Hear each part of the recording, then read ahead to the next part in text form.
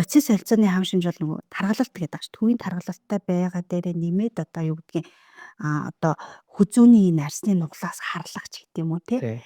За тэр шинж тэмдэг гарч ирж болно. Эсвэл одоо skin tag гэж нэрлэгддэг ийм жижигхэн ийм хөлтөө юм өөгшөг ургацгууд тий хүзээ орчмоор ургаж байвал энэ бас холестерины солилцооны алдагдал бас бодис солилцооны эмгэгшил үүсэх эрсдэл байна гэсэн. Тэгэхээр өөрийгөө сайн анзаарах юм бол бас нэг ийм өөрчлөлтүүд шинж тэмдгүүдтэй ялангуяа одоо цөөлөн арьстай хэсгүүд харлагч гэдэг юм уу ийм шинж тэмдгүүд байх юм бол инсулины одоо дөжрөл үүсэж чинь тахар ихсэх эрсдэл үүсэж байгаа юм байна.